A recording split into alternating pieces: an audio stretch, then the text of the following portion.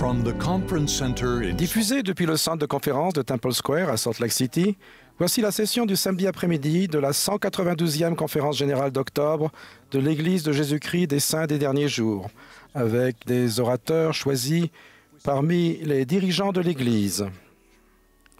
La musique de cette session sera interprétée par un chœur composé de missionnaires. Cette émission est diffusée à titre de service public par Bonneville Distribution. Tout enregistrement, toute reproduction, transcription ou autre utilisation de cette émission sans autorisation écrite sont interdits. Dallin Oaks, premier conseiller dans la première présidence de l'Église, dirigera cette session.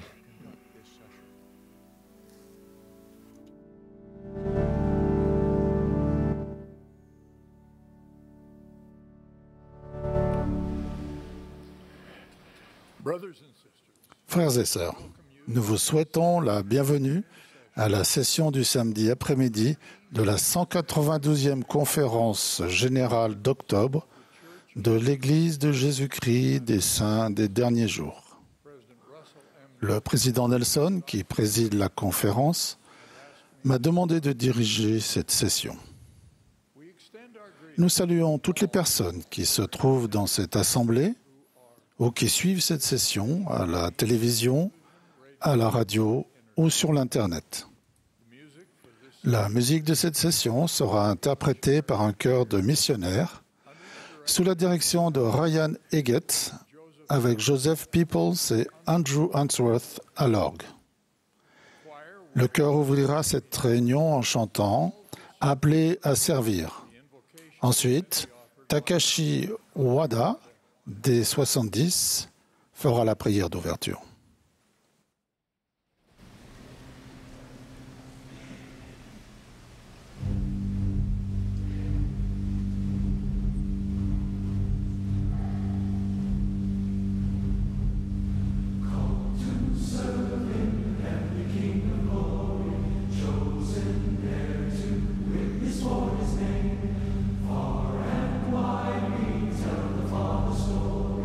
Far and wide his love proclaim.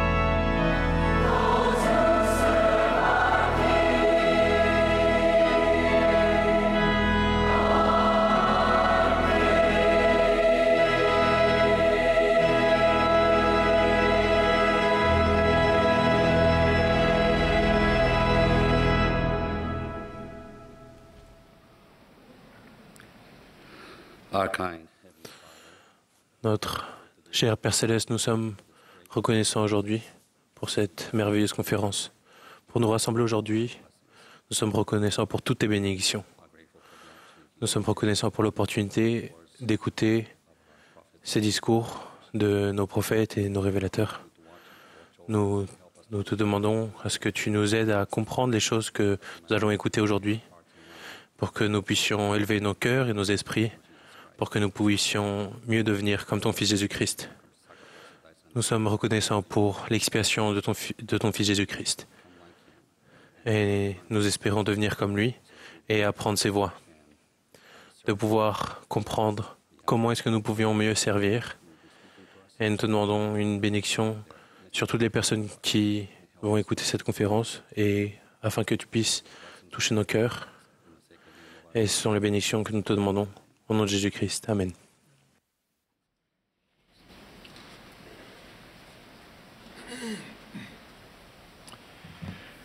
President Henry B. Eyring, second counselor in the first presidency, Présenter les autorités générales, les 70 d'interrégion et les officiers généraux de l'Église pour un vote de soutien.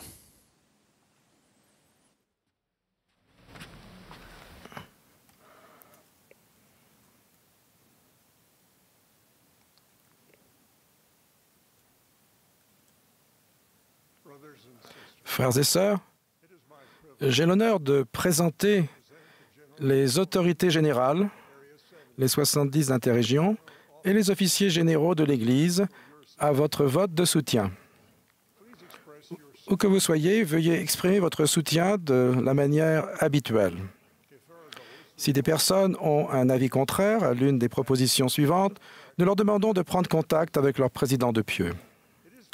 Il nous est proposé de soutenir Russell Marion Nelson en tant que prophète, voyant et révélateur, et président de l'Église de Jésus-Christ des Saints des Derniers Jours.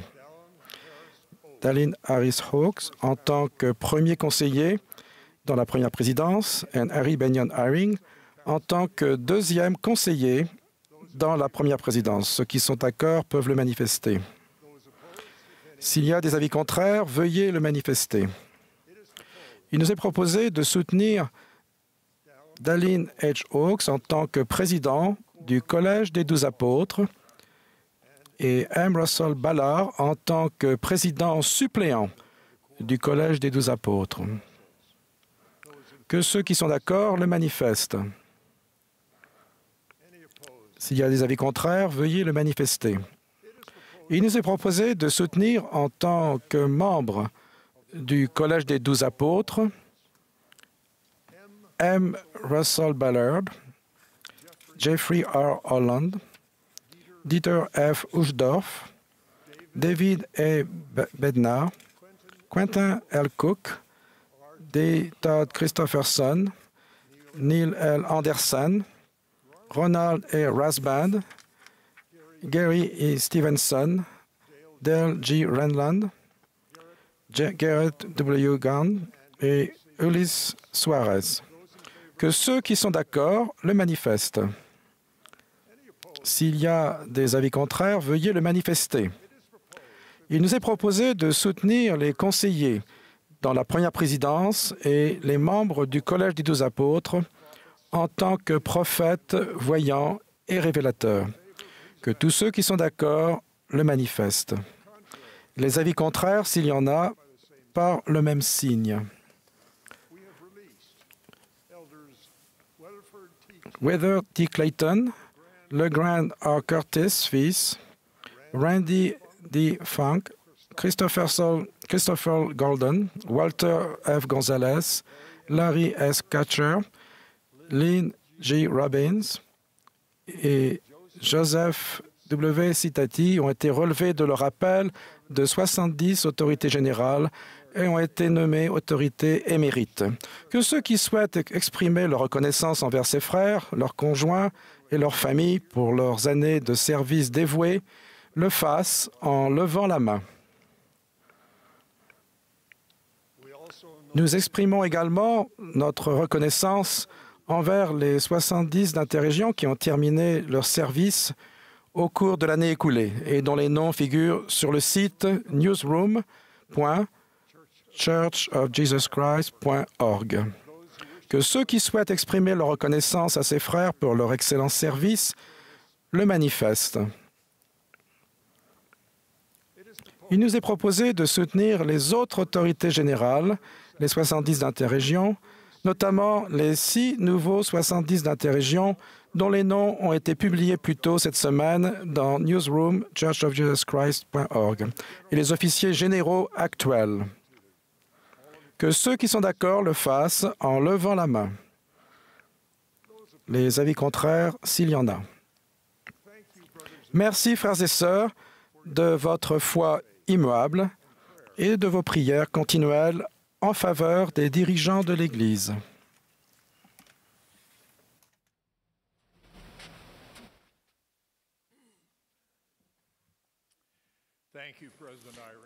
Merci, frère Herring. Le chœur va maintenant interpréter « Nos pas guidés par la foi ».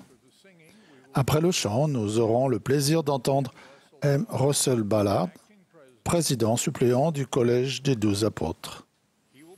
Il sera suivi de Christine M. Yee, deuxième conseillère dans la présidence générale de la Société de secours. Paul V. Johnson, de la présidence des 70, prendra ensuite la parole.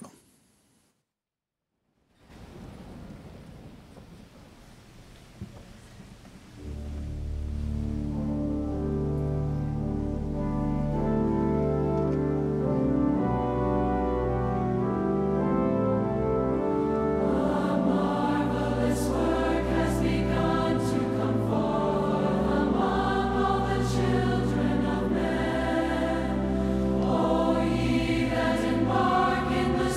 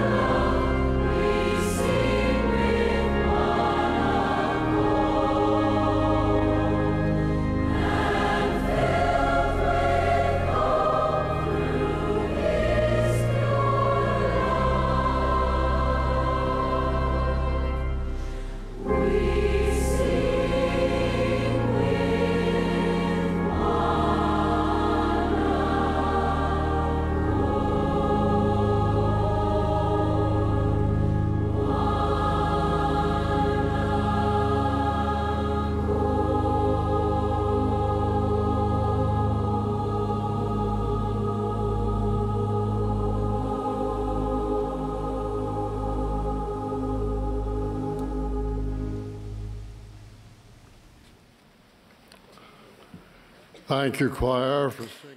Merci au chœur d'avoir chanté Nos pas guidés par la foi.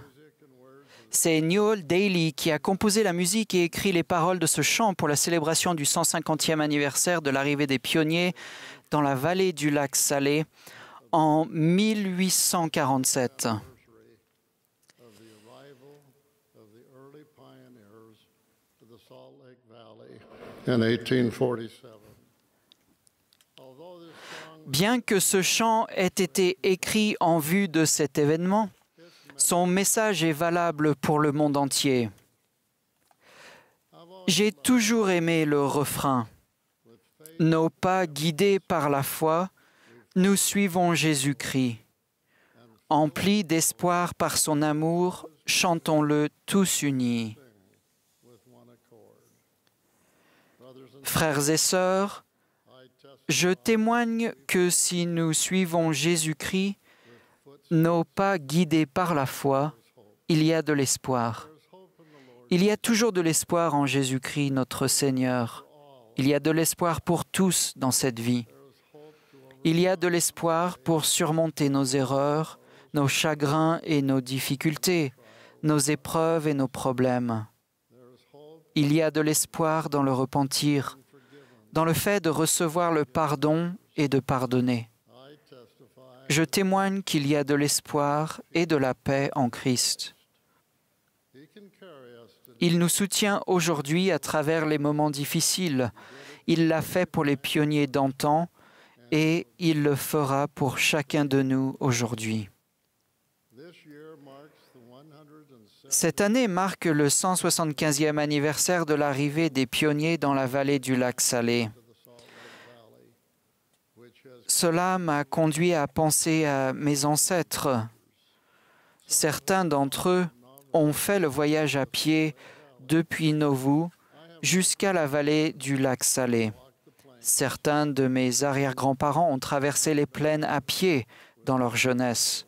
Henri Ballard avait 20 ans, Margaret McNeil en avait 13, et Joseph F. Smith, qui devint plus tard le 6e président de l'Église, avait à peine 9 ans à leur arrivée dans la vallée du lac Salé. En chemin, ils ont connu des difficultés de tout genre, telles que les hivers rigoureux, la maladie et le manque de nourriture et de vêtements appropriés. Par exemple, lorsque Henri Ballard est entré dans la vallée du lac Salé, il s'est réjoui de voir la terre promise, mais il vivait dans la crainte que quelqu'un le voie, car les vêtements qu'il portait étaient si usés qu'ils ne couvraient pas son corps. Il s'est caché derrière des buissons toute la journée jusqu'à la nuit tombée.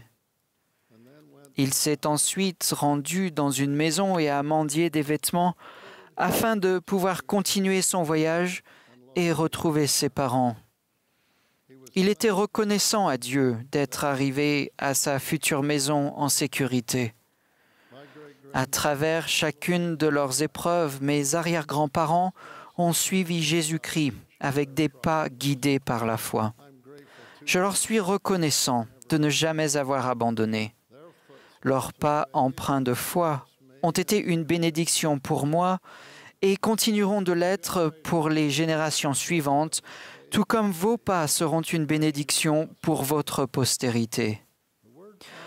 En anglais, le mot pionnier désigne à la fois un nom et un verbe. En tant que nom, il qualifie une personne parmi les premières à explorer ou à coloniser un nouveau territoire. En tant que verbe, il signifie ouvrir ou préparer la voie à suivre pour d'autres. Quand je pense aux pionniers qui ont préparé le chemin pour d'autres personnes, c'est Joseph Smith qui me vient à l'esprit en premier. Joseph était un pionnier, car ses pas guidés par la foi l'ont mené à un bosquet où il s'est agenouillé en prière et a ouvert la voie pour que nous recevions la plénitude de l'évangile de Jésus-Christ. La foi qui a permis à Joseph de demander à Dieu ce matin du printemps de l'an 1820 a ouvert la voie au rétablissement de la plénitude de l'évangile de Jésus-Christ, ce qui signifiait que des prophètes et des apôtres seraient appelés à servir sur la terre de nouveau. Je sais que Joseph Smith est un prophète de Dieu. Je sais que ses pas remplis de foi l'ont conduit à s'agenouiller en présence de Dieu le Père et de Jésus-Christ, son Fils bien-aimé. Les pas guidés par la foi de Joseph lui ont permis d'être l'instrument du Seigneur pour faire paraître le livre de Mormon, lequel est un autre témoignage de Jésus-Christ et de sa grâce expiatoire. Par sa foi et sa persévérance, face à des difficultés et une opposition incroyable, Joseph Smith a été un instrument entre les mains du Seigneur pour édifier l'Église de Jésus-Christ une fois de plus sur la terre. Au cours de la dernière conférence générale, j'ai raconté comment le service missionnaire à plein temps avait été une bénédiction pour moi. J'ai été béni quand j'ai enseigné le plan de salut glorieux de notre Père céleste, la première vision de Joseph Smith et sa traduction du livre de Mormon. Ces enseignements et doctrines rétablies ont guidé mes pas empreints de foi, tandis que j'instruisais les personnes disposées à écouter le message du rétablissement de l'Évangile. Aujourd'hui, les missionnaires sont des pionniers des temps modernes, car ils transmettent ce glorieux message à travers le monde, ouvrant ainsi aux enfants de notre Père céleste le chemin pour les connaître, lui et Jésus-Christ, son Fils. Le fait d'accepter l'Évangile de Jésus-Christ ouvre aux personnes qui le reçoivent la voie pour se préparer à recevoir les ordonnances et les bénédictions de l'Église et du Temple. Lors de la dernière conférence générale, le président Nelson a réaffirmé que le Seigneur demandait à chaque jeune homme digne et apte de se préparer pour une mission et d'en faire une, et que pour les sœurs jeunes et capables, une mission était aussi une possibilité puissante mais facultative. Chers jeunes gens et jeunes filles, vos pas guidés par la foi vous permettront de suivre l'invitation du Seigneur à faire une mission, à être des pionniers des temps modernes, en ouvrant la voie aux enfants de Dieu vers le chemin des alliances qui conduit en sa présence glorieuse et en les invitant à rester sur ce chemin. Le président Nelson a été un pionnier dans l'Église. En tant qu'apôtre, il s'est rendu dans de nombreux pays afin de les consacrer pour la proclamation de l'Évangile. Peu après avoir été appelé prophète et président de l'Église, il nous a supplié d'accroître notre capacité spirituelle à recevoir la révélation. Il continue de nous enseigner comment fortifier notre témoignage. Au cours d'une réunion spirituelle mondiale pour les jeunes adultes, il a dit « Je vous supplie de prendre la responsabilité de votre témoignage. Travaillez-y, assumez-le, prenez-en soin, nourrissez-le afin qu'il grandisse. Puis, voyez les miracles s'accomplir dans votre vie. » Il nous enseigne comment être plus autonome spirituellement. Il a déclaré que dans les jours à venir, il ne sera pas possible de survivre spirituellement sans l'influence directrice, réconfortante et constante du Saint-Esprit. Je sais que Russell M. Nelson est le prophète de Dieu sur la terre aujourd'hui. Notre Sauveur Jésus-Christ est le pionnier suprême pour préparer la voie. En effet, il est le chemin par lequel le plan du salut s'accomplit afin que nous puissions nous repentir et, par la foi en lui, retourner auprès de notre Père céleste. Jésus a dit, « Je suis le chemin, la vérité et la vie. Nul ne vient au Père que par moi. » Il nous a promis qu'il ne nous laisserait pas orphelins et qu'il viendrait à nous dans nos épreuves. Il nous a invités à venir à lui d'un cœur pleinement résolu afin d'être guéris. Je témoigne que Jésus-Christ est notre Sauveur et notre Rédempteur, notre avocat auprès du Père. Notre Père céleste nous a montré le chemin pour retourner à lui en suivant Jésus-Christ, son Fils bien-aimé, nos pas guidés par la foi.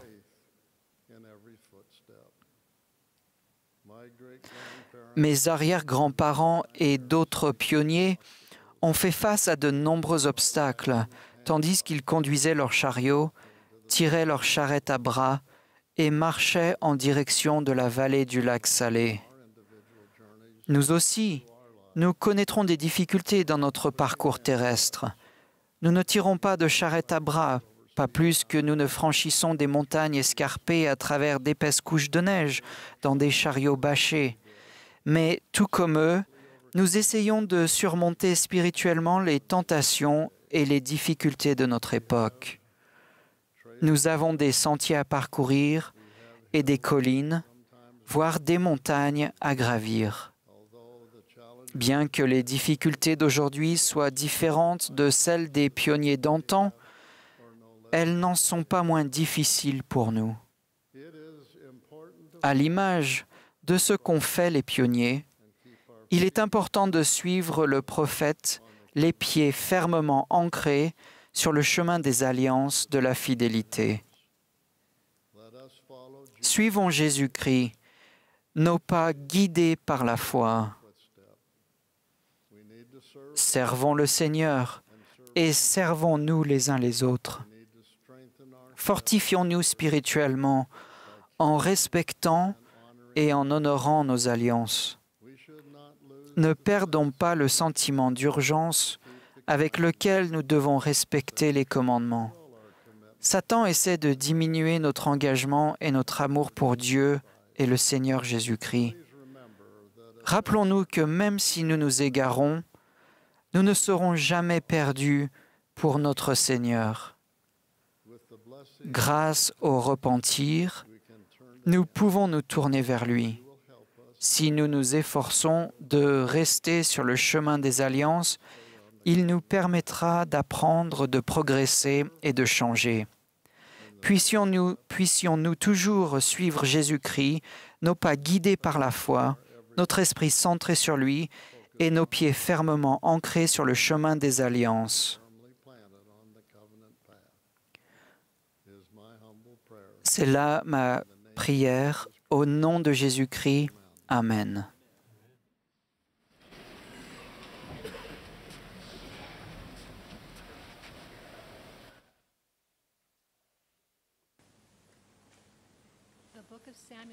Le livre de Samuel contient une histoire peu connue au sujet de David, le futur roi d'Israël, et d'une femme du nom d'Abigaël. Après la mort de Samuel, David et ses hommes prirent la fuite car Saül, le roi, cherchait à ôter la vie à David. Ils veillèrent sur les troupeaux et les serviteurs d'un homme riche et méchant appelé Nabal. David envoya 10 de ses hommes saluer Nabal et lui demander de la nourriture et des provisions dont ils avaient grand besoin. Nabal répondit à la demande de David par des insultes et renvoya ses hommes les mains vides. Offensé, David prépara ses hommes à monter contre Nabal et sa maison, car, disait-il, il m'a rendu le mal pour le bien. Un serviteur raconta à Abigaël, la femme de Nabal, les mauvais traitements que son mari avait infligés aux hommes de David. Abigaël s'empressa de rassembler la nourriture et les provisions nécessaires et se rendit en tant qu'intercesseur auprès de David. Lorsqu'elle le rencontra, elle tomba sur sa face en sa présence et prosterna contre terre. Puis se jetant à ses pieds, elle dit « À moi la faute, mon Seigneur. Maintenant, c'est l'Éternel qui t'a empêché de répandre le sang et qui a retenu ta main. Accepte ce présent que ta servante apporte à mon Seigneur et qu'il soit distribué aux gens. Pardonne, je te prie, la faute de ta servante. » David dit à Abigaël, « Béni soit l'Éternel, le Dieu d'Israël, qui t'a envoyé aujourd'hui à ma rencontre. Béni soit ton bon sens et béni sois-tu, toi qui m'as empêché en ce jour de répandre le sang et qui as retenu ma main. » Et David prit de la main d'Abigaël ce qu'elle lui avait apporté et lui dit, « Monte en paix dans ta maison. J'ai écouté ta voix et je t'ai favorablement accueilli. Ils se quittèrent en paix. Dans ce récit, Abigail peut être considérée comme une figure ou un symbole puissant de Jésus-Christ. Par son sacrifice expiatoire, Jésus peut nous libérer du péché, du poids de la colère et de la haine et nous donner de la nourriture dont nous avons besoin. Tout comme Abigail était disposée à prendre sur elle le péché de Nabal, le Sauveur, d'une manière incompréhensible, a de même pris sur lui nos péchés et les péchés des personnes qui nous ont blessés ou offensés. À Gethsémane et sur la croix, il a pris ses péchés sur lui. Il a fourni un moyen pour que nous éliminions la vengeance de notre cœur. Ce moyen, c'est le pardon, qui peut être l'une des choses les plus difficiles à faire pour nous et l'une des expériences les plus divines. Sur le chemin du pardon, le pouvoir expiatoire de Jésus-Christ peut se répandre dans notre vie et commencer à guérir les profondes crevasses du cœur et de l'âme. Le président Nelson a enseigné que le Sauveur nous donne la capacité de pardonner. Grâce à son expiation infinie, vous pouvez pardonner aux personnes qui vous ont fait du mal et qui n'accepteront peut-être jamais la responsabilité des mauvais traitements qu'elles vous ont infligés. Il est généralement facile de pardonner à quelqu'un qui cherche sincèrement et humblement votre pardon, mais le Sauveur vous accordera la capacité de pardonner à quiconque vous a maltraité de quelque façon que ce soit. Les actes blessants ne peuvent alors plus ronger votre âme. Le fait qu'Abigail ait apporté une abondance de nourriture et de provisions nous enseigne que le Sauveur offre aux personnes blessées la subsistance et l'aide dont elles ont besoin pour être guéries. Nous n'avons pas à affronter seuls les conséquences des actes d'autrui. Nous pouvons, nous aussi, être guéris et avoir l'occasion d'être sauvés du poids de la colère et de la haine et de tout ce qui en découle. Le Seigneur a dit, « Moi, le Seigneur, je pardonne à qui je veux pardonner. Mais de vous, il est requis de pardonner à tous les hommes. » Il nous demande de pardonner pour notre bien, mais il ne nous demande pas de le faire sans son aide, son amour et sa compréhension. Grâce à nos alliances avec le Seigneur, nous pouvons tous recevoir le pouvoir fortifiant, les conseils et l'aide dont nous avons besoin pour pardonner et recevoir le pardon. Sachez que pardonner à quelqu'un ne signifie pas se mettre dans une position où on continue d'être blessé. Nous pouvons nous efforcer de pardonner à quelqu'un tout en nous sentant poussés par l'Esprit à nous éloigner de lui. Tout comme Abigail a aidé David en lui épargnant une souffrance de cœur et en lui apportant l'aide dont il avait besoin, de même le Sauveur vous aidera. Il vous aime et vient à votre rencontre à la guérison sous ses ailes. Il désire que vous obteniez la paix. Le Christ, par son pouvoir miraculeux, m'a personnellement guéri de la colère et de la haine. Avec la permission de mon père, je peux confier que j'ai grandi dans un foyer où je ne me sentais pas toujours en sécurité en raison de mauvais traitements émotionnels et de violences verbales. Pendant ma jeunesse et en tant que jeune adulte, j'ai éprouvé du ressentiment envers mon père et de la colère à cause de ses blessures. Au fil des ans et grâce à mes efforts pour trouver la paix et la guérison sur ce chemin du pardon, j'ai pris profondément conscience que le Fils de Dieu qui a expié mes péchés est le même Rédempteur qui sauvera aussi les personnes qui m'ont profondément blessé. Je ne pouvais pas vraiment accepter la première vérité sans accepter la seconde. Mon amour pour le Sauveur a grandi, tout comme mon désir de remplacer la douleur et la colère par son baume guérisseur. Ce processus a nécessité de nombreuses années de courage, de vulnérabilité, de persévérance et de confiance dans le pouvoir divin du Sauveur de sauver et de guérir. J'ai encore du travail à faire, mais mon cœur n'est plus envahi par la colère ou la quête de justice. J'ai reçu un cœur nouveau.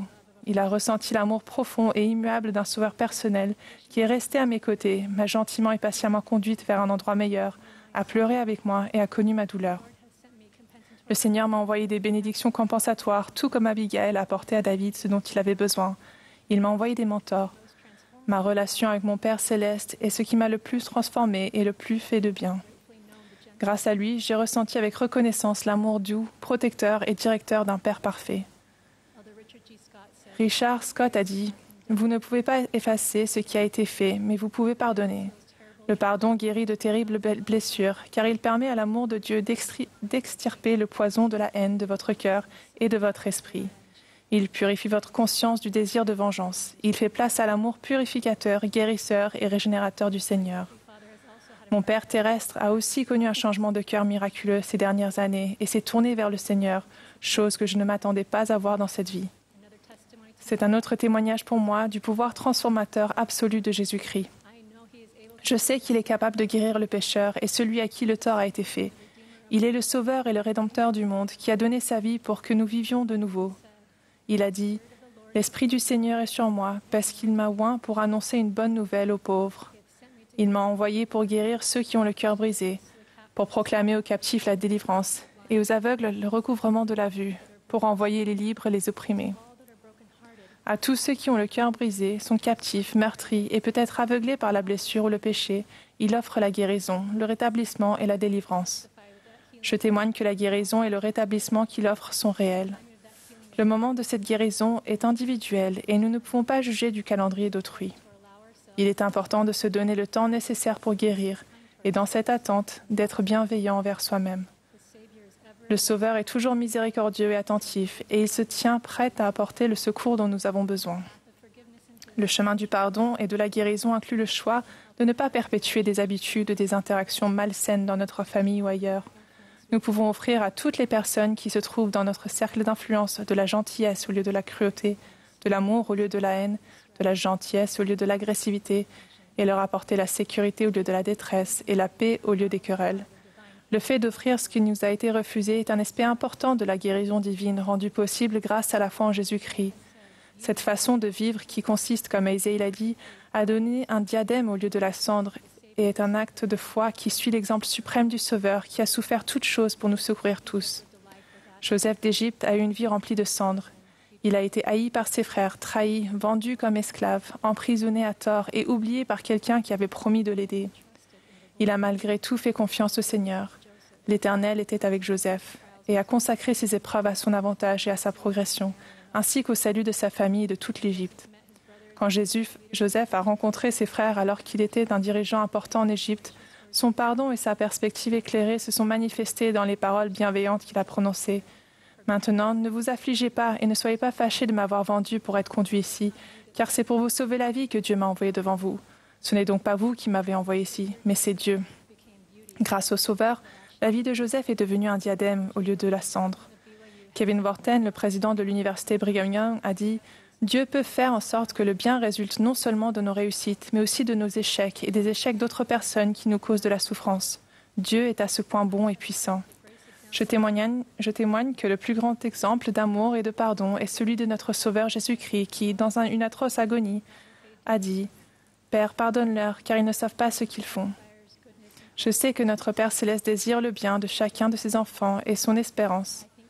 Dans Jérémie, il est écrit « Car je connais les projets que j'ai formés pour vous, dit l'Éternel, des projets de paix. » Jésus-Christ est votre Messie personnel, votre Rédempteur et Sauveur aimant, qui connaît les supplications de votre cœur. Il désire votre guérison et votre bonheur. Il vous aime. Il pleure avec vous lorsque vous êtes accablé de tristesse et se réjouit de vous guérir. Je prie pour que nous ayons du courage et prenions sa main toujours étendue, tandis que nous avançons sur le chemin du pardon. Au nom de Jésus-Christ, Amen.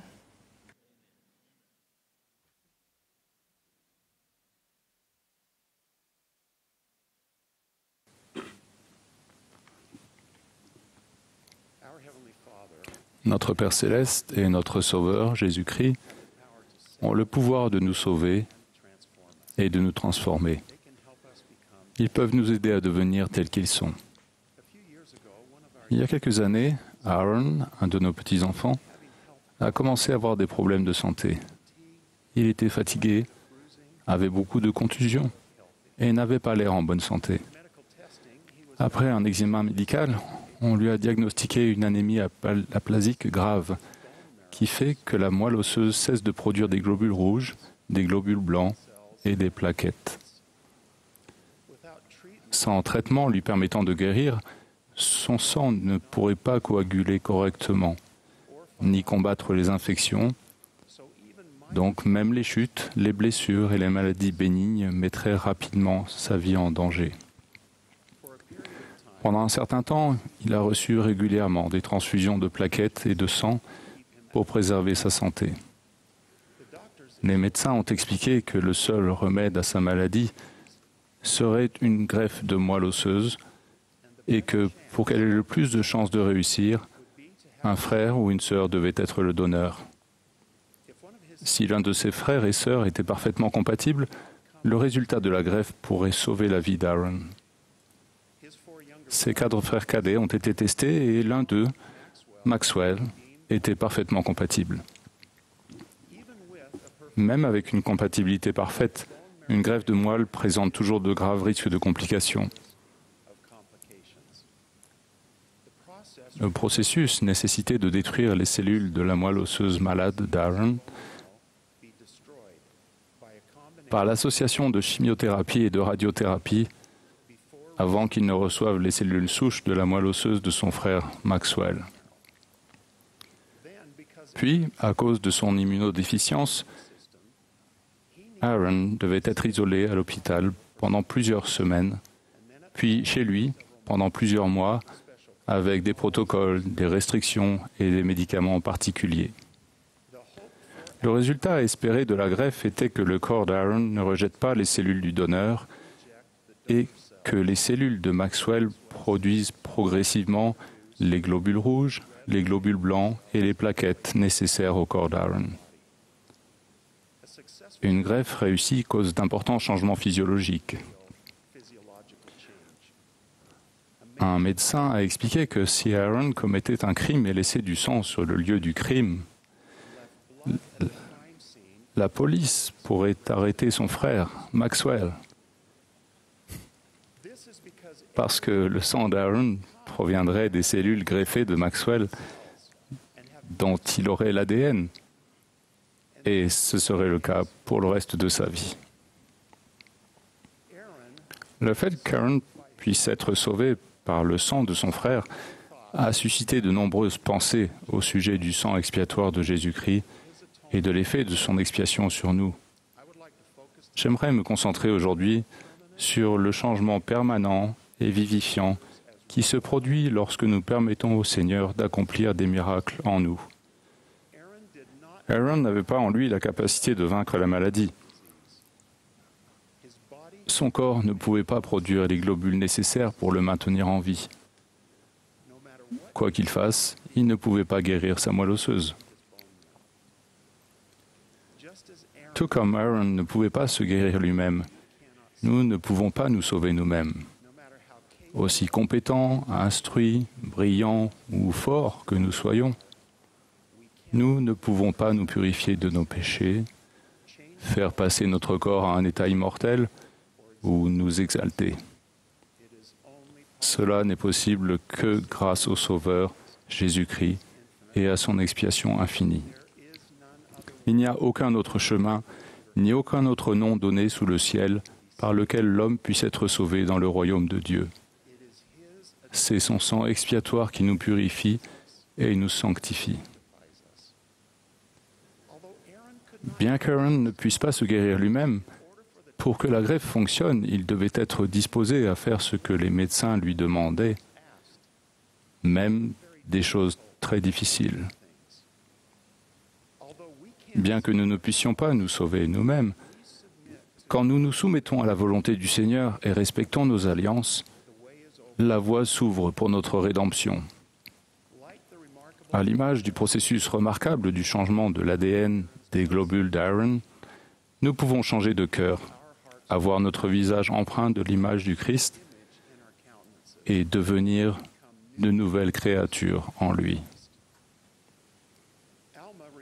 Alma a rappelé au peuple de Zarahemla les convertis de la génération précédente. Parlant de son père, il a expliqué que, selon sa foi, un grand changement s'était produit dans son cœur. Il a ensuite demandé « Avez-vous éprouvé ce changement, ce grand changement dans votre cœur ?» Les personnes n'ont pas changé leur cœur elles-mêmes. C'est le Seigneur qui a accompli ce changement. Alma a été très clair à ce sujet. Il a dit « Voici, il a changé leur cœur. Ils se sont humiliés et ont placé leur confiance dans le Dieu vrai et vivant. Ils ont été fidèles et ont été sauvés. Ces personnes étaient disposées à ouvrir leur cœur et à faire preuve de foi, puis le Seigneur a changé leur cœur. Et quel grand changement cela a été! Pensez à la différence dans la vie de ces deux hommes, prénommés Alma, entre avant et après leur changement de cœur. Nous sommes des enfants de Dieu dotés d'une destinée majestueuse. Nous pouvons être transformés pour devenir comme lui et recevoir une plénitude de joie. Satan, lui, voudrait que nous soyons aussi malheureux que lui. Nous avons la capacité de choisir qui suivre. Lorsque nous suivons Satan, nous lui donnons du pouvoir. Lorsque nous suivons Dieu, il nous donne du pouvoir. Le Sauveur a enseigné que nous devions être parfaits. Cela peut sembler si difficile. Je vois clairement mes incapacités personnelles et je suis douloureusement conscient de la distance qui me sépare de la perfection. Nous avons peut-être tendance à penser que nous devons nous perfectionner nous-mêmes, mais ce n'est pas possible.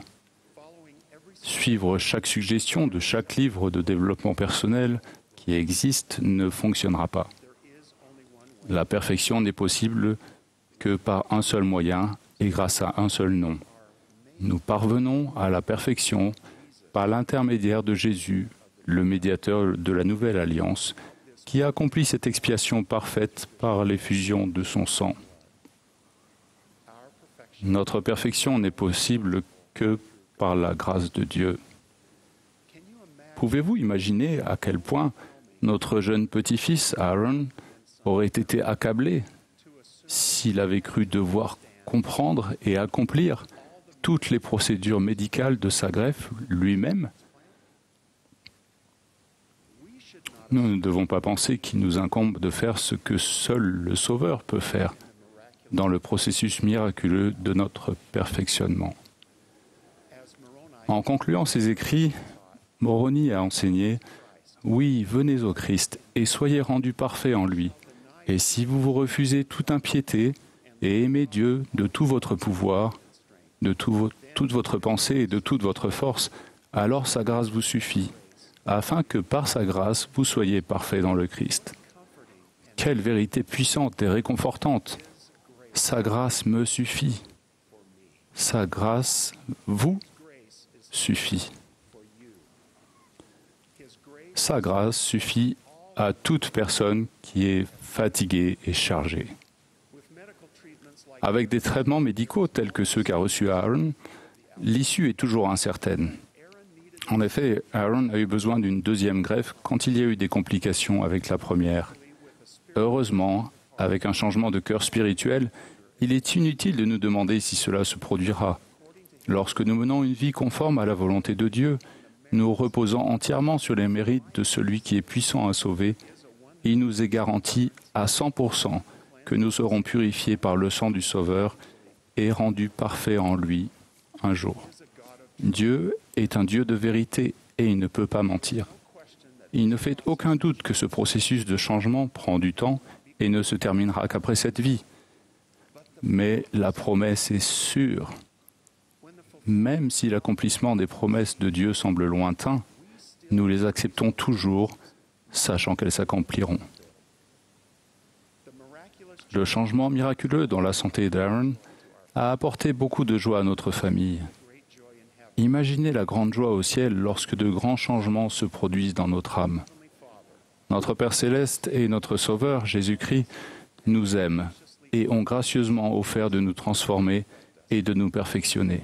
Ils veulent le faire. C'est une partie essentielle de leur œuvre et de leur gloire. Je témoigne qu'ils ont le pouvoir de nous transformer lorsque nous allons à eux avec foi. Au nom de Jésus-Christ. Amen.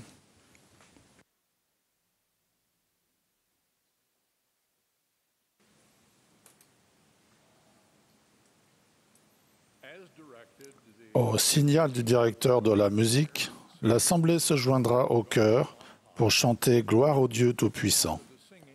Après le chant, nous aurons le plaisir d'entendre Ulises Soares du Collège des 12 Apôtres. Il sera suivi de James W. McConkie, troisième du nom, et de Jorge F. Zeballos des 70. Après leur discours, le chœur chantera « J'irai où tu veux ».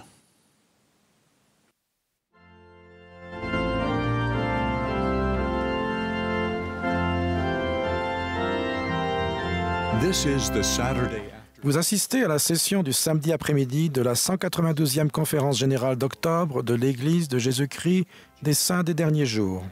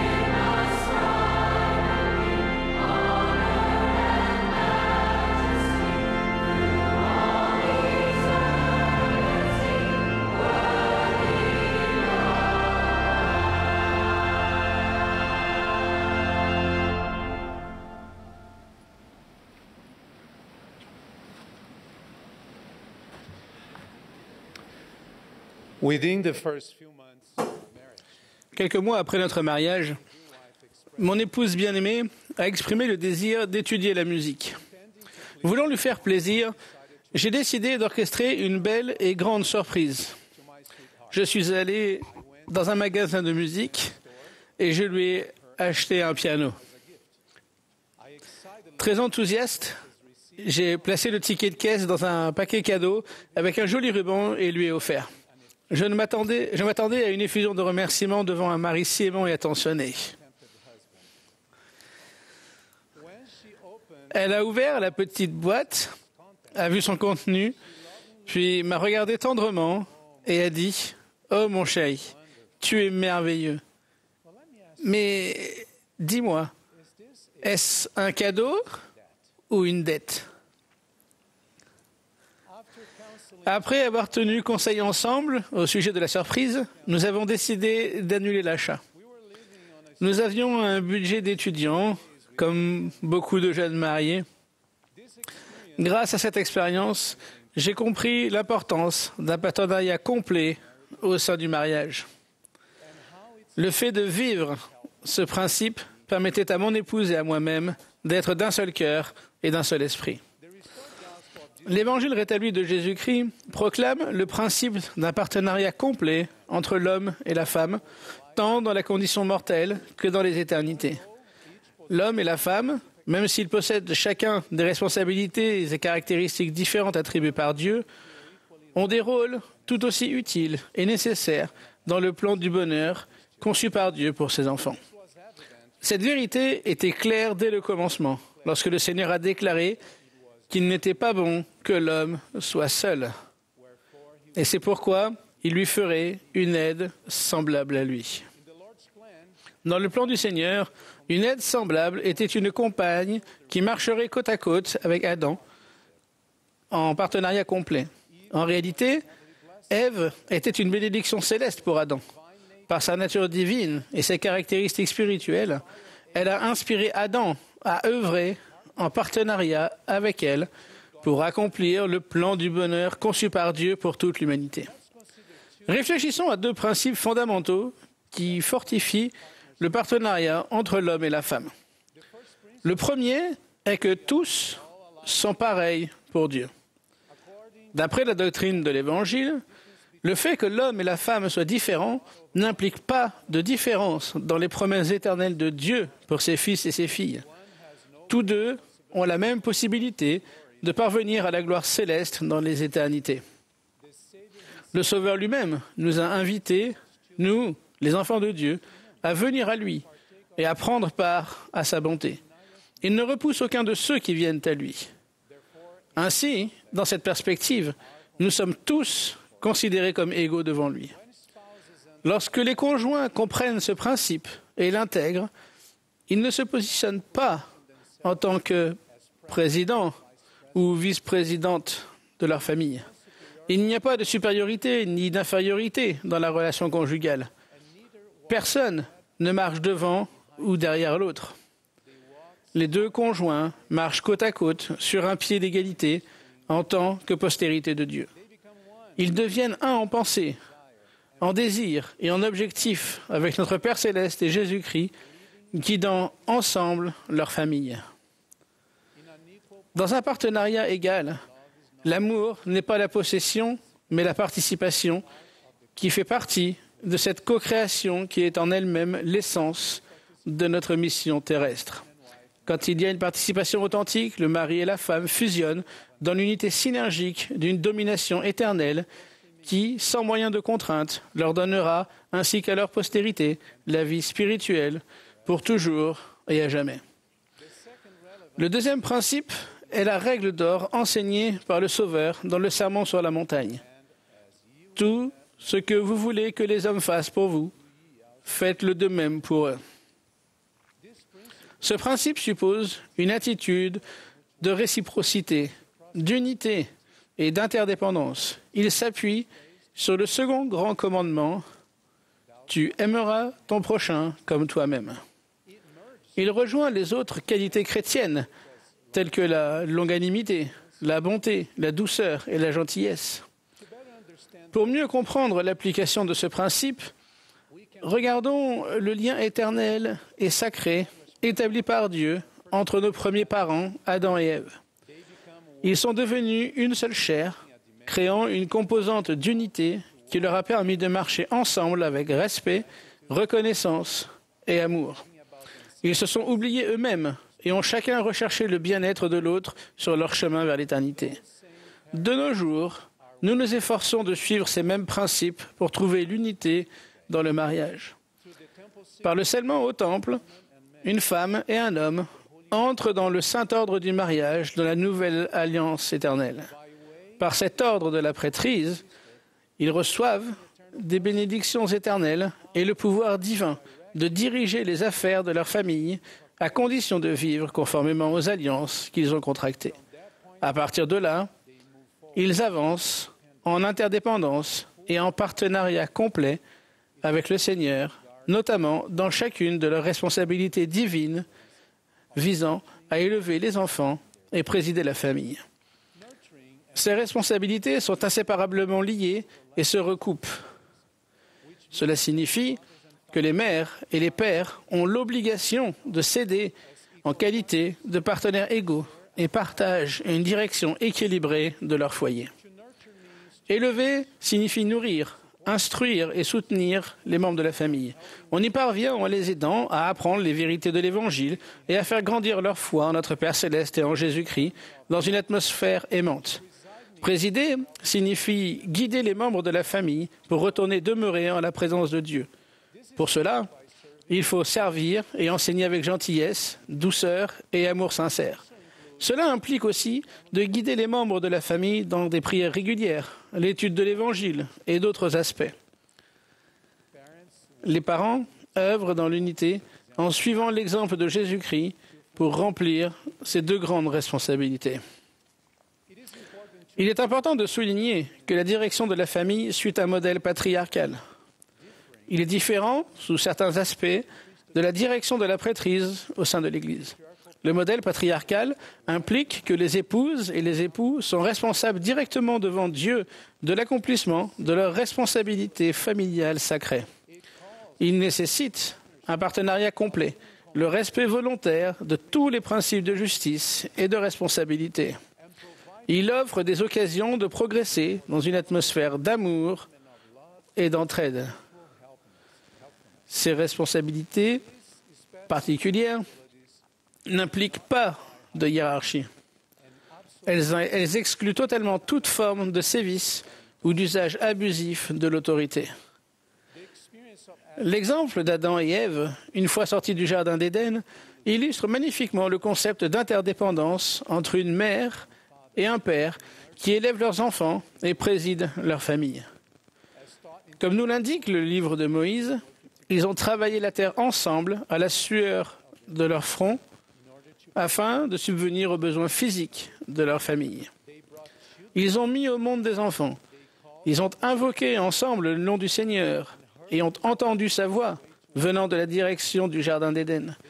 Ils ont accepté les commandements que le Seigneur leur a donnés et se sont efforcés d'y obéir. Ils ont ensuite révélé ces choses à leurs fils et à leurs filles et n'ont pas cessé d'invoquer Dieu ensemble pour leurs besoins.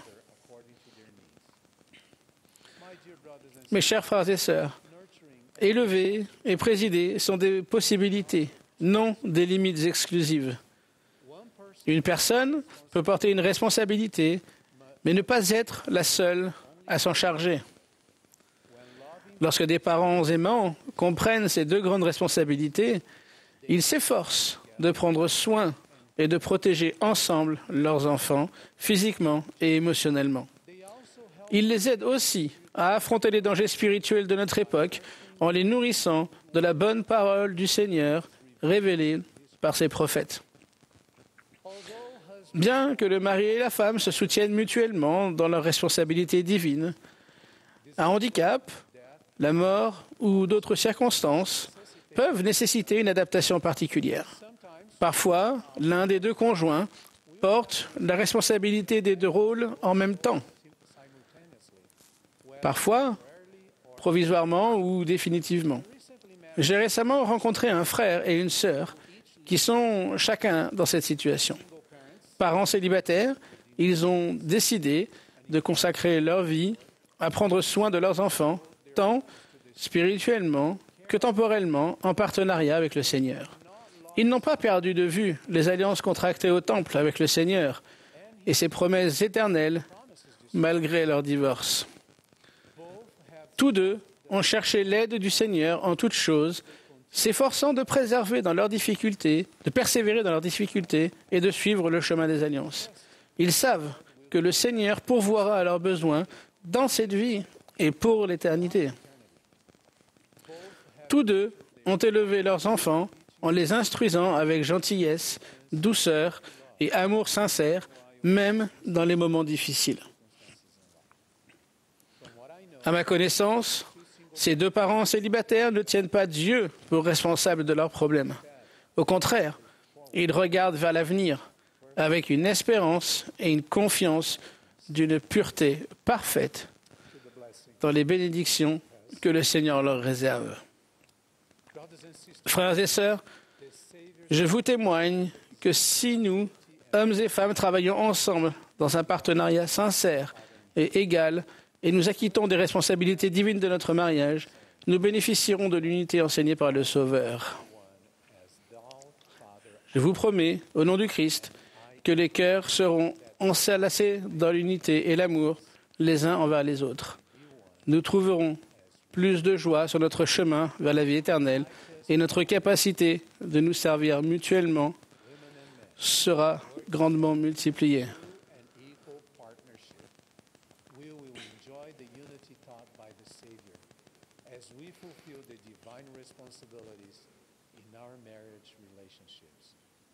I promise you, in the name of Christ, that hearts will be knit together in unity and love, one towards another. Nous trouverons plus de joie sur notre chemin vers la vie éternelle et notre capacité de nous servir mutuellement sera grandement multipliée. Je témoigne de ces vérités au saint nom du Sauveur Jésus-Christ. Amen.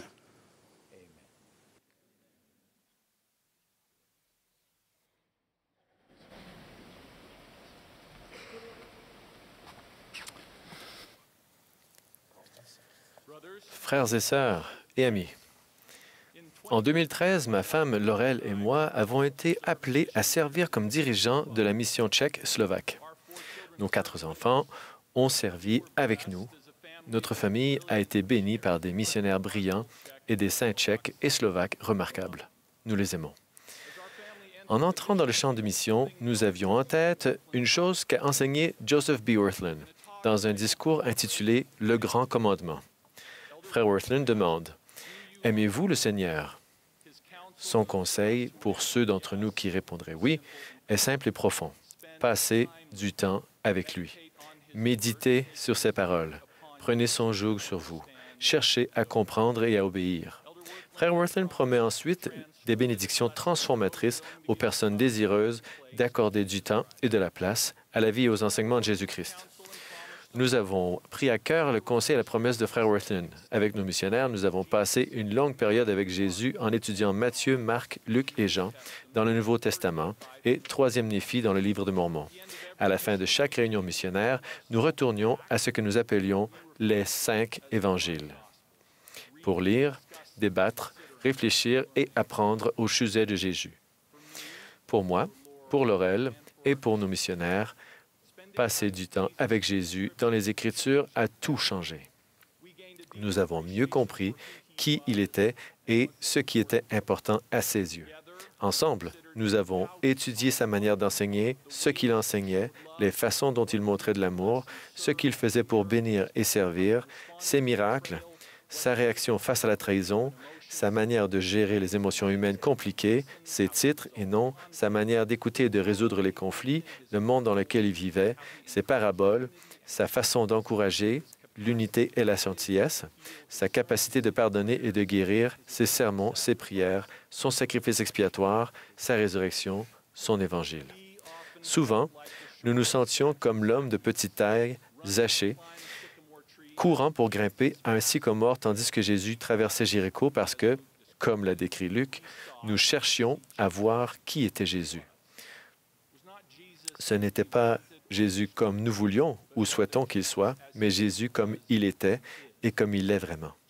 Comme Frère Wirthlin l'a promis, nous avons réellement appris que l'Évangile de Jésus-Christ est un évangile de transformation.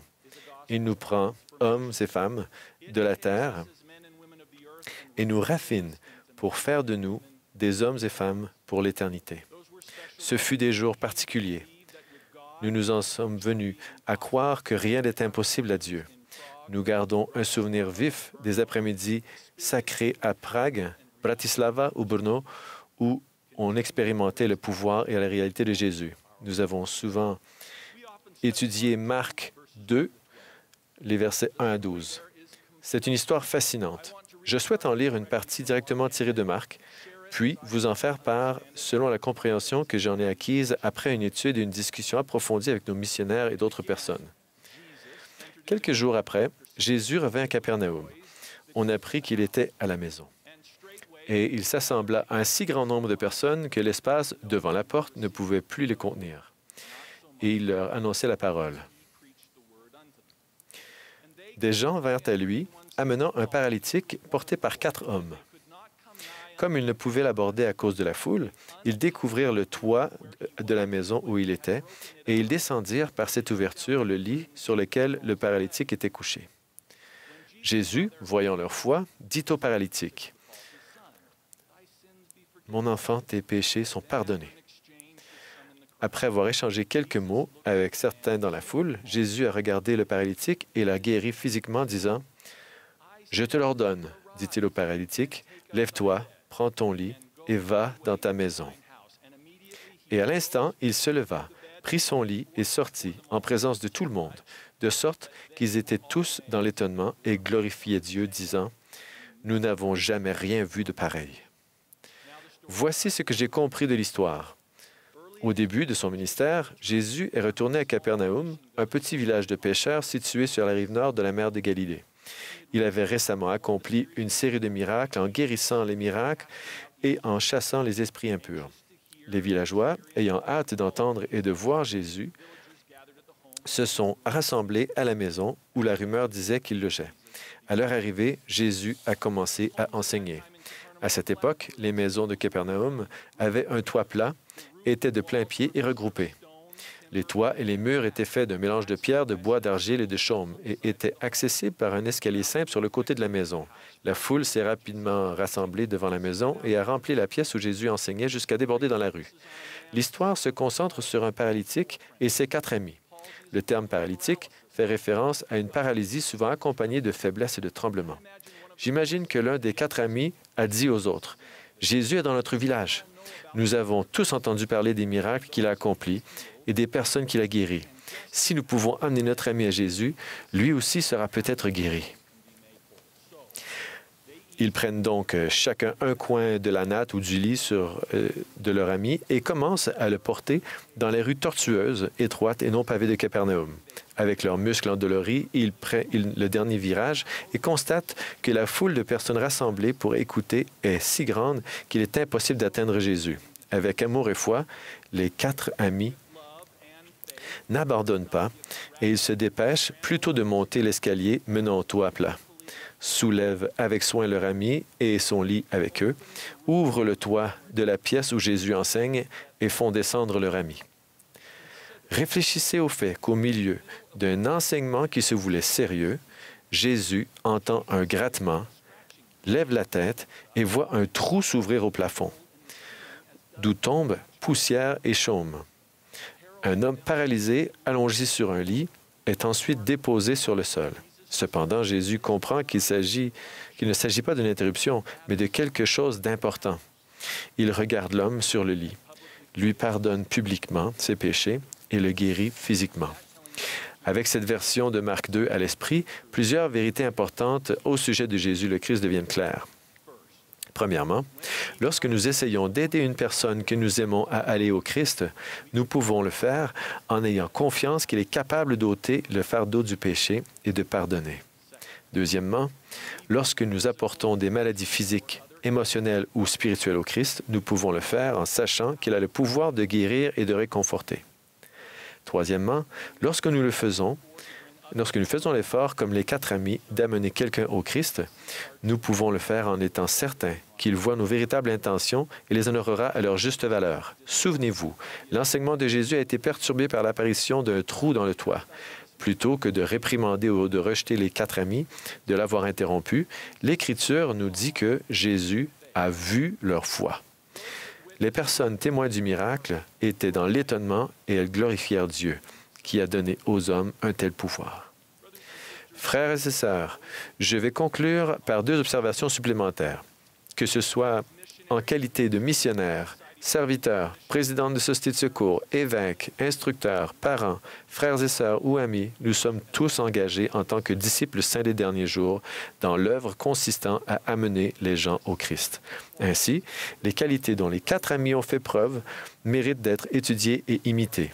Ils sont audacieux, capables de s'adapter, résilients, créatifs, polyvalents, pleins d'espoir, déterminés, remplis de foi, optimistes, humbles et persévérants. En outre, les 4 amis démontrent l'importance spirituelle de l'esprit de groupe et de fraternité. Afin d'amener leur ami au Christ, chacun d'eux doit porter l'un des 4 coins du lit. Si l'un d'eux lâche, la difficulté augmente. Si 2 d'entre eux abandonnent, la tâche devient de fait impossible. Chacun de nous a un rôle à jouer dans le rassemblement d'Israël. Lorsque nous remplissons ce rôle et faisons notre part, nous portons notre coin. Que ce soit en Argentine ou au Vietnam, à Accra ou à Brisbane, dans une branche ou une paroisse, dans une famille ou une équipe missionnaire, nous avons tous un coin à porter. Et quand nous le faisons, le Seigneur nous bénit tous. Comme il a vu leur foi, il verra la nôtre et nous bénira, nous, son peuple. À différents moments, j'ai porté le coin d'un lit et à d'autres moments, c'est moi qu'on a porté. Le pouvoir de cette remarquable histoire de Jésus réside en partie dans le fait qu'elle nous rappelle combien nous avons besoin les uns des autres en tant que frères et sœurs pour aller au Christ et être transformés. Ce sont quelques-unes des choses que j'ai apprises en passant du temps avec Jésus dans Marc 2. Que Dieu nous accorde la capacité de porter notre coin, de ne pas nous dérober, de ne pas avoir peur, mais d'être fort dans notre foi et déterminé dans notre labeur afin d'accomplir les desseins du Seigneur. Je témoigne que Jésus vit, qu'il nous connaît et qu'il a le pouvoir de guérir, de transformer et de pardonner. Au nom de Jésus-Christ. Amen.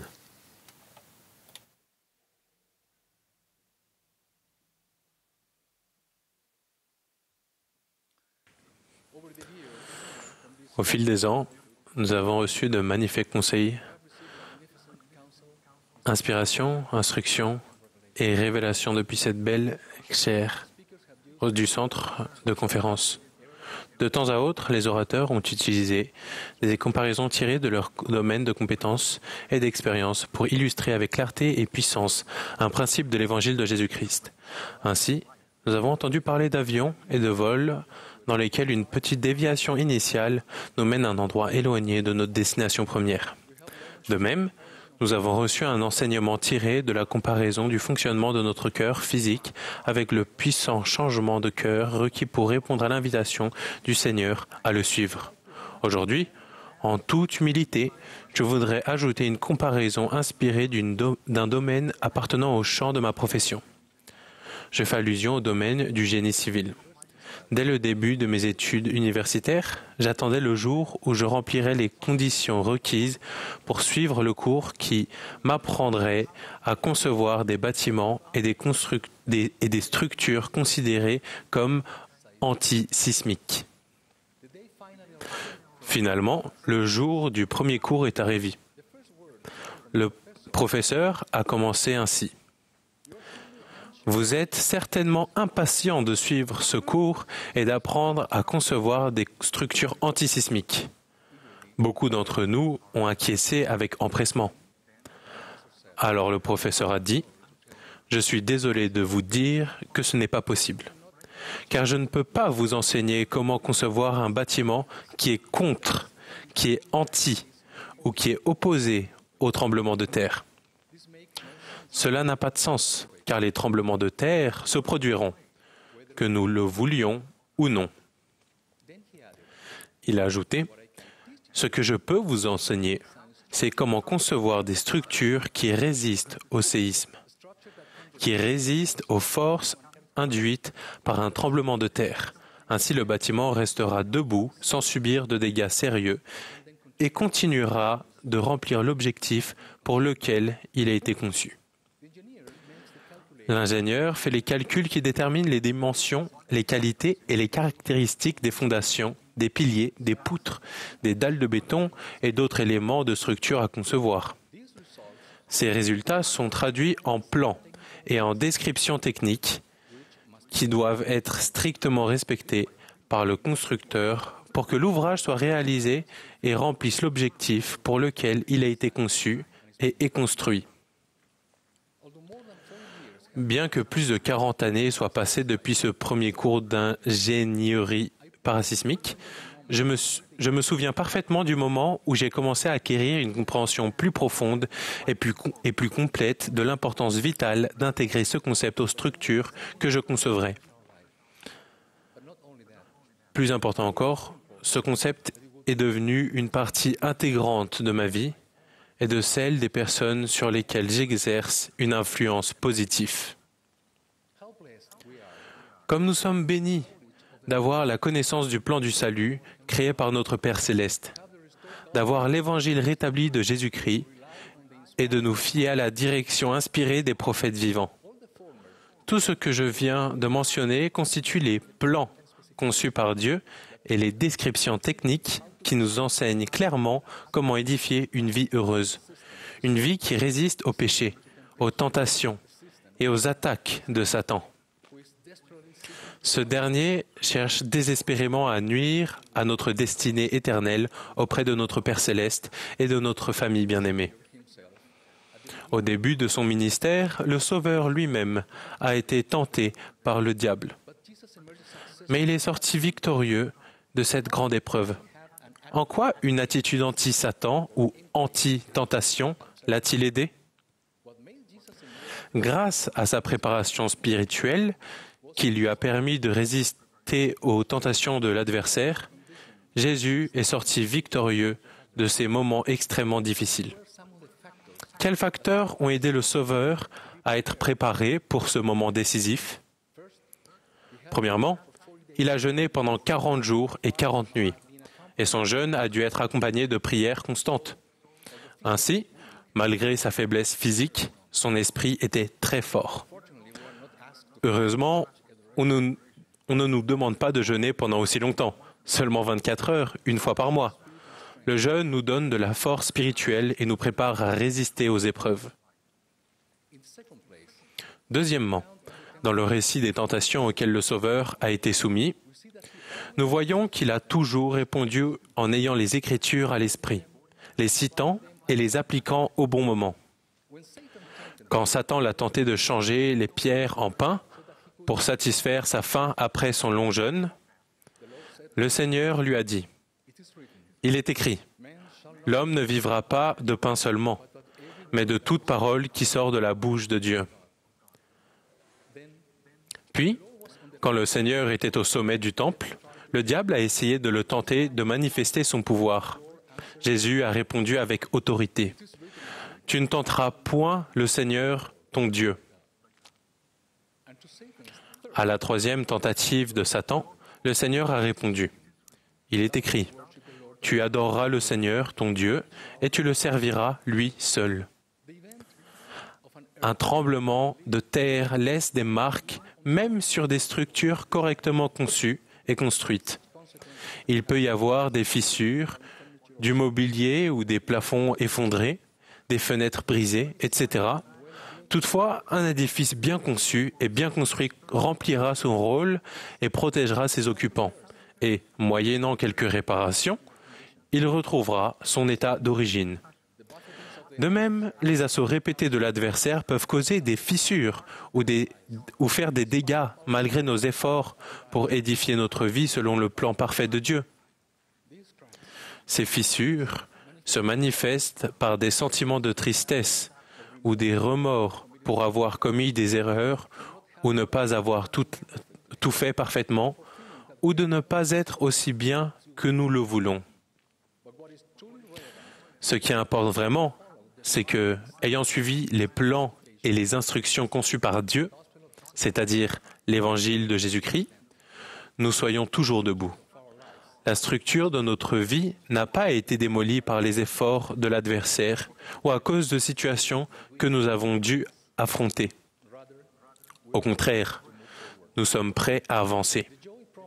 La joie promise dans les Écritures comme but de notre exercice ne doit pas être comprise comme signifiant que nous n'aurons pas de difficultés ou de chagrin, ni que nous n'aurons pas de fissures résultant des tentations, de l'adversité ou des épreuves de la condition mortelle. Cette joie doit être comprise avec la perspective de Néphi. Il a dit, « Ayant vu beaucoup d'afflictions au cours de ma vie, ayant néanmoins reçu de grandes faveurs du Seigneur toute ma vie. » Toute sa vie, même lorsqu'il a souffert de l'incompréhension et du rejet de ses frères, même quand ils l'ont attaqué sur le bateau, même le jour où son père, Léhi, est décédé, même quand l'amant et Lémuel sont devenus des ennemis mortels de son peuple. Même en ces jours difficiles, Néphi se sentait grandement béni par le Seigneur. Nous pouvons être sereins, sachant que le Seigneur ne permettra jamais que nous soyons tentés au-delà de notre capacité de résister. Alma nous invite à veiller et prier continuellement afin de ne pas être tentés au-delà de ce que nous pouvons supporter et d'être ainsi conduits par le Saint-Esprit, devenant humble, doux, soumis, patient, plein d'amour et de longanimité. Nous pouvons aussi appliquer cela aux épreuves. Amon nous rappelle les paroles du Seigneur. « Allez et supportez avec patience vos afflictions, et je vous donnerai du succès. » Le Seigneur nous propose toujours une issue lorsque nous sommes confrontés à l'adversité, à la tentation, à l'incompréhension, aux infirmités et même à la mort. Il a dit, « Et maintenant, en vérité, je vous le dis, et ce que je dis à l'un, je le dis à tous. Prenez courage, petits enfants, car je suis au milieu de vous et je ne vous ai pas abandonné. Il ne vous abandonnera jamais. Je prie pour que nous puissions continuer d'édifier notre vie en suivant les plans et les descriptions techniques du plan divin conçu par notre Père et accompli par notre Sauveur Jésus-Christ. Ainsi, par l'effet de la grâce qui nous est accordée par l'expiation de notre Sauveur, nous réussirons à édifier une vie résistante au péché et à la tentation et seront fortifiés pour supporter les moments tristes et difficiles de notre vie. Mieux encore, nous serons capables de recevoir toutes les bénédictions promises en raison de l'amour de notre Père et de notre Sauveur. Au nom de Jésus-Christ. Amen.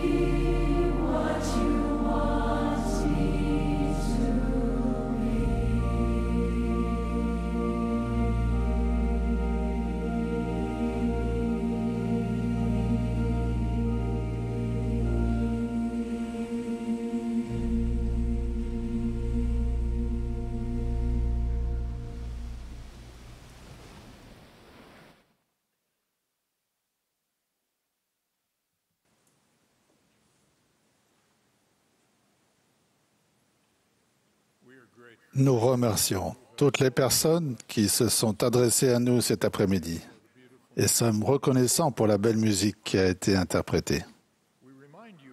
Nous vous rappelons la session générale du samedi soir qui sera diffusée depuis le centre de conférence ce soir à 18h, heure normale des Rocheuses.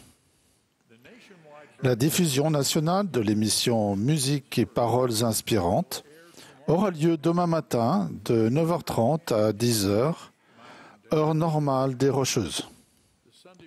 La session du dimanche matin de la conférence suivra immédiatement. Le dernier orateur de cette session sera D. Todd Christofferson du Collège des 12 Apôtres. Après son discours, le chœur terminera cette réunion en chantant « Ô vaillant guerrier d'Israël ». Hans T. Boom des 70 fera ensuite la prière de clôture.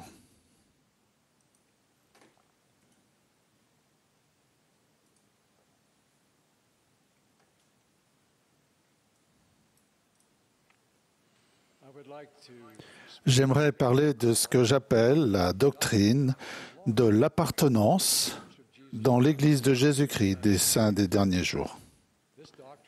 Cette doctrine réunit trois parties. Le rôle de l'appartenance dans le rassemblement du peuple de l'Alliance du Seigneur, l'importance du service et du sacrifice, et le rôle central de Jésus-Christ dans l'appartenance. À ses débuts, l'Église de Jésus-Christ des Saints des Derniers Jours se composait principalement de membres nord-américains et nord-européens et, dans une seconde mesure, de membres amérindiens, afro-américains et polynésiens. Aujourd'hui, à 8 ans du bicentenaire du rétablissement de l'Église, sa population a grandement progressé en nombre et en diversité en Amérique du Nord, et encore plus dans le reste du monde. À mesure que le rassemblement du peuple de l'Alliance du Seigneur, prophétisé de longue date, prend de l'ampleur, la population de l'Église se composera véritablement de membres issus de toute nation, toute tribu, toute langue et tout peuple. Il ne s'agit pas d'une diversité calculée ou forcée, mais d'un phénomène naturel que nous anticipons, car nous reconnaissons que le filet de l'Évangile rassemble des membres en provenance de toutes les nations et de tous les peuples. Quelle immense bénédiction nous avons de voir le jour de l'édification de Sion simultanément sur tous les continents et dans nos collectivités. Comme l'a dit Joseph Smith le prophète, à chaque époque, le peuple de Dieu a espéré et attendu joyeusement que ce jour vienne. Et nous sommes le peuple que Dieu a choisi pour accomplir la gloire des derniers jours. Ayant reçu ce privilège, nous ne devons permettre à aucune forme de racisme, de préjugés tribaux ou d'autres divisions d'exister au sein de l'Église. Le Seigneur a donné ce commandement. Soyez un, et si vous n'êtes pas un, vous n'êtes pas de moi. Nous devons veiller diligemment à éliminer les préjugés et la discrimination du sein de l'Église, de nos foyers et surtout de notre cœur. À mesure que la population de l'Église se diversifie, nous devons accueillir autrui avec davantage de spontanéité et d'amour. Nous avons besoin les uns des autres. Dans sa première épître aux Corinthiens, l'apôtre Paul a déclaré que toutes les personnes baptisées dans l'Église étaient un dans le corps du Christ. Car comme le corps est un et a plusieurs membres, et comme tous les membres du corps, malgré leur nombre, ne forment qu'un seul corps, ainsi en est-il de Christ. Nous avons tous en effet été baptisés dans un seul esprit pour former un seul corps, soit juif, soit grec, soit esclave, soit libre, et nous avons tous été abreuvés d'un seul esprit. Afin qu'il n'y ait pas de division dans le corps, mais que les membres aient également soin les uns des autres. Et si un membre souffre, tous les membres souffrent avec lui. Si un membre est honoré, tous les membres se réjouissent avec lui. Le sentiment d'appartenance est essentiel à notre bien-être physique, mental et spirituel. Cependant, il est tout à fait possible que chacun d'entre nous ait parfois l'impression de ne pas être à sa place. Dans les moments de découragement, nous pouvons avoir le sentiment que nous ne serons jamais à la hauteur des normes élevées du Seigneur ou des attentes des gens. Nous pouvons imposer involontairement à autrui ou à nous-mêmes des attentes qui ne sont pas celles du Seigneur. De manière subtile, nous faisons parfois passer le message que la valeur d'une âme se base sur certains accomplissements ou appels. Mais ceux-ci ne sont pas la mesure de notre stature aux yeux du Seigneur. L'Éternel regarde au cœur. Ce qui lui importe, ce sont nos désirs, les aspirations profondes de notre cœur et le type de personne que nous devenons. Jody King a écrit au sujet de son sentiment de ne pas avoir sa place dans l'Église dans le passé. Je n'avais jamais éprouvé cela avant que Cameron, mon mari et moi ayons à lutter contre l'infertilité. Les enfants et les familles que j'avais généralement plaisir à voir à l'Église ont commencé à me causer de la peine et à me faire souffrir. N'ayant pas d'enfant dans les bras ni de sac allongé à la main, je me sentais inutile. Notre premier dimanche dans une nouvelle paroisse a été le plus difficile. Comme nous n'avions pas d'enfants, on nous a demandé si nous venions de nous marier et si nous projetions de fonder une famille. J'étais devenu habile pour répondre à ce genre de questions sans permettre qu'elles ne m'affectent, car je savais que l'intention n'était pas de faire du mal. Cependant, ce dimanche-là, il m'a été particulièrement difficile de le faire. Nous venions d'apprendre, après bien des espoirs, qu'une fois encore, je n'étais pas enceinte. En arrivant à la réunion de Sainte-Seine, j'étais anéanti et j'avais du mal à répondre aux questions typiques qu'on vous pose pour faire connaissance. Mais c'est pendant l'école du dimanche que mon cœur s'est vraiment brisé. La leçon qui devait porter sur le rôle divin de la mère a déraillé pour se changer en séance de défoulement. J'étais effondré et pleurais silencieusement à chaudes larmes, en entendant des femmes se plaindre d'une bénédiction pour laquelle j'aurais tout donné. Je suis sorti de l'église précipitamment. Au début, je ne voulais pas y retourner. Je ne voulais pas me sentir de nouveau isolé. Mais le soir venu, après en avoir parlé avec mon mari, nous avons su que nous continuerions d'aller à l'église, non seulement parce que le Seigneur nous l'avait demandé, mais aussi parce que nous savions tous les deux que la joie que nous éprouvions en renouvelant nos alliances et en ressentant l'esprit à l'église surpassait la tristesse que j'avais ressentie ce jour-là. Dans l'église, il y a des veufs et des veuves, des divorcés et des membres seuls, des personnes dont un membre de la famille s'est éloigné de l'Évangile, des personnes qui souffrent de maladies chroniques ou qui ont des difficultés financières, des membres qui ont une attirance pour les personnes de même sexe, d'autres qui s'efforcent de surmonter une dépendance ou des doutes, des nouveaux convertis, des personnes qui viennent d'emménager, d'autres dont les enfants ont quitté le cocon familial, et la liste ne s'arrête pas là. Le Seigneur nous invite à aller à lui, quelle que soit notre situation personnelle. Nous allons à l'Église pour renouveler nos alliances, augmenter notre foi, trouver la paix et faire ce que le Seigneur a fait à la perfection dans sa vie, nous mettre au service des personnes qui n'ont pas le sentiment de faire partie du groupe. Paul a enseigné que l'Église et ses officiers sont un don de Dieu pour le perfectionnement des saints en vue de l'œuvre du ministère et de l'édification du corps de Christ, jusqu'à ce que nous soyons tous parvenus à l'unité de la foi et de la connaissance du Fils de Dieu, à l'état d'homme fait, à la mesure de la stature parfaite de Christ. Par conséquent, c'est un triste paradoxe lorsqu'un membre, pensant qu'il n'est pas à la hauteur de l'idéal dans tous les aspects de sa vie, en conclut qu'il n'a pas sa place dans l'organisation que Dieu a précisément conçue pour nous permettre de progresser vers le dit idéal. Laissons le jugement entre les mains du Seigneur et des personnes à qui il a donné autorité et contentons-nous de nous aimer et de nous traiter les uns les autres du mieux possible. Demandons-lui de nous montrer le chemin, jour après jour, pour amener les pauvres, les estropiés, les aveugles et les boiteux, à savoir tout le monde, au grand festin du Seigneur. La deuxième facette de la doctrine de l'appartenance concerne notre propre participation. Bien que nous y pensions rarement, une grande partie de notre sentiment d'appartenance découle de notre service et des sacrifices que nous faisons pour autrui et pour le Seigneur.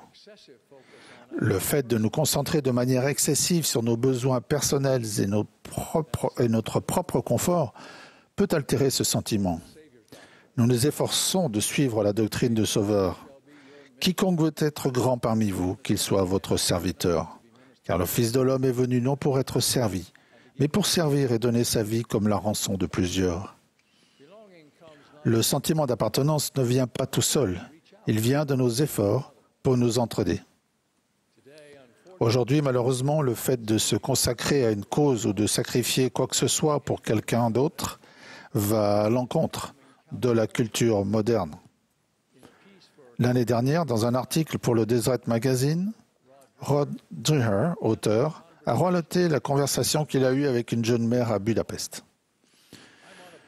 Je me trouve dans un tramway de Budapest avec une amie âgée d'une trentaine d'années, appelons-la Christina.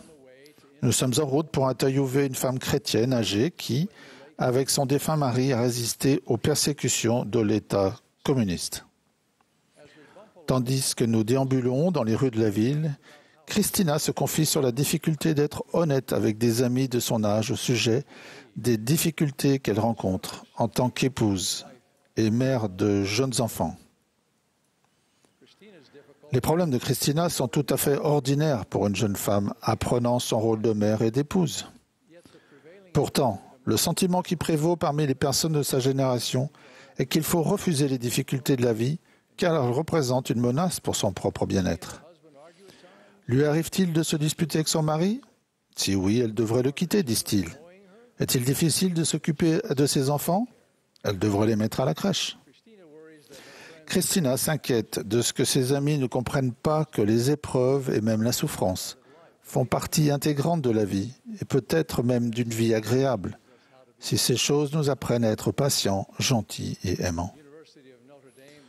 Dans une étude menée sur les adultes âgés de 18 à 23 ans, Christian Smith, sociologue des religions de l'Université de Notre-Dame, a découvert que la plupart des personnes interrogées pensent que la société n'est rien de plus qu'un ensemble d'individus autonomes cherchant à profiter de la vie. Selon cette philosophie, tout ce que l'on trouve difficile est une forme d'oppression. En revanche, nos ancêtres pionniers ont tiré un profond sentiment d'appartenance, d'unité et d'espoir en Christ des sacrifices qu'ils ont faits pour partir en mission, construire des temples, abandonner leur foyer confortable sous la contrainte et recommencer à zéro, et de multiples autres façons de consacrer leur personne et leurs moyens à la cause de Sion. Ils étaient même prêts à sacrifier leur vie, si nécessaire. Nous sommes tous les bénéficiaires de leur persévérance. Aujourd'hui, il en va de même pour de nombreuses personnes qui, parce qu'elles ont choisi de se faire baptiser, sont rejetées par leur famille et leurs amis, doivent renoncer à des offres d'emploi, souffrent de discrimination ou sont victimes d'intolérance. Cependant, en récompense de leur sacrifice, ces personnes reçoivent un sentiment puissant d'appartenance au peuple de l'Alliance. Tout sacrifice que nous faisons pour la cause du Seigneur confirme notre place auprès de celui qui a donné sa vie en rançon pour l'humanité. L'élément final et principal de la doctrine de l'appartenance est le rôle central de Jésus-Christ.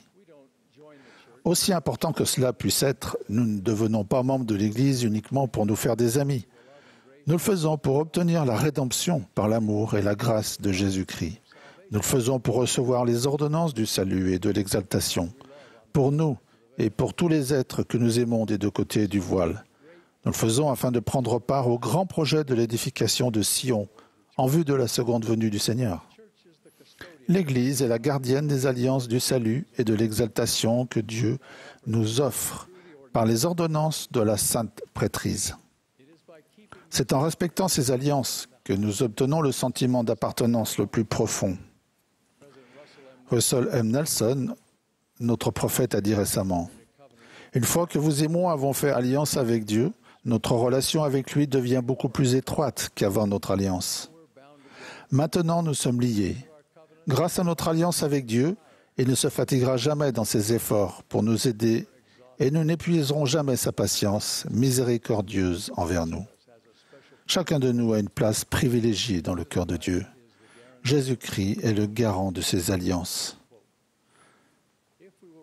Si nous nous rappelons ces choses, les aspirations élevées du Seigneur à notre égard seront une source d'inspiration, pas de découragement. Nous pouvons éprouver de la joie individuellement et collectivement, tandis que nous essayons d'atteindre la mesure de la stature parfaite de Christ. En dépit des déceptions et des échecs qui parsèment le chemin, c'est une quête magnifique. Nous nous soutenons et nous nous encourageons mutuellement à persévérer sur le chemin qui mène au ciel, sachant qu'en dépit des tribulations et des bénédictions promises qui tardent à se manifester, nous pouvons prendre courage, car le Christ a vaincu le monde et que nous sommes avec lui. Nous recevons une mesure supplémentaire de son amour et de sa miséricorde. Être un avec le Père, le Fils et le Saint-Esprit est sans aucun doute le sentiment d'appartenance ultime. Ainsi, la doctrine de l'appartenance peut se résumer à cette vérité, que chacun de nous peut affirmer Jésus-Christ est mort pour moi. Il m'a jugé digne de son sang. Il m'aime et il peut changer ma vie. En me repentant, sa grâce me transformera. Je suis un avec lui dans l'alliance de l'Évangile. J'appartiens à son Église et à son royaume. Et j'appartiens à sa cause, apporter la rédemption à tous les enfants de Dieu. Je vous témoigne que vous avez votre place ici, au nom de Jésus-Christ. Amen.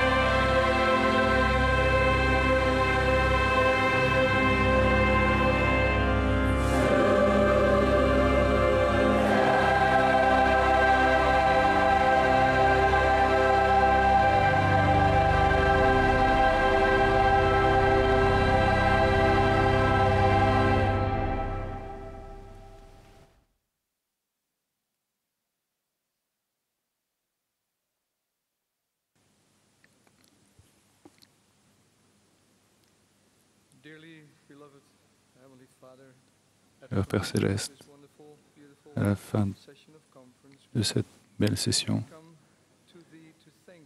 nous venons devant toi pour te remercier. Te remercier de la bénédiction d'avoir pu écouter ton esprit, d'avoir été fortifié par la belle musique, par les messages qui ont témoigné de notre Sauveur Jésus-Christ, que nous aimons tellement. Et Père, nous te demandons de nous aider tous à mieux comprendre qui nous sommes, à être l'espoir d'Israël, et à mieux comprendre comment porter notre coin. Nous te demandons de bénir notre prophète, président Russell Nelson. La première présidence, c'est le collège des 12 apôtres. Bénis-les, accorde-leur la santé et la force.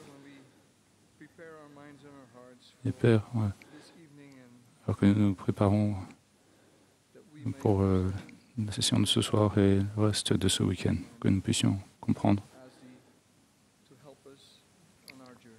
Et nous te demandons de nous bénir dans notre progression. Et nous te demandons ces choses humblement au nom de notre Sauveur Jésus-Christ. Amen.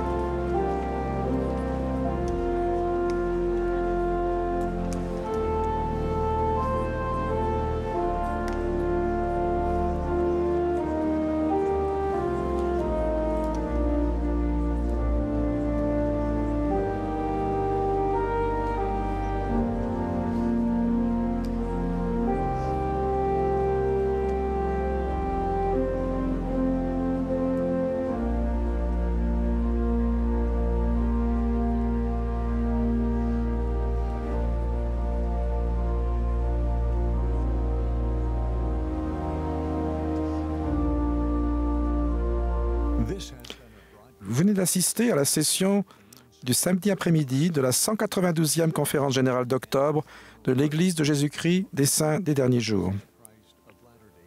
Les orateurs étaient choisis parmi les dirigeants de l'Église. La musique de cette session était interprétée par un chœur composé de missionnaires. Cette émission a été diffusée à titre de service public par Bonneville Distribution. Tout enregistrement, toute reproduction, transcription ou autre utilisation de cette émission sans autorisation écrite sont interdits.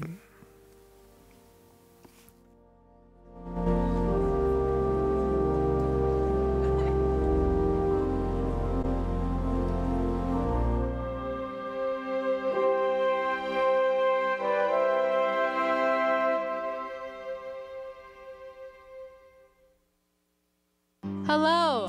Et merci de vous être joints aux millions de personnes à travers le monde.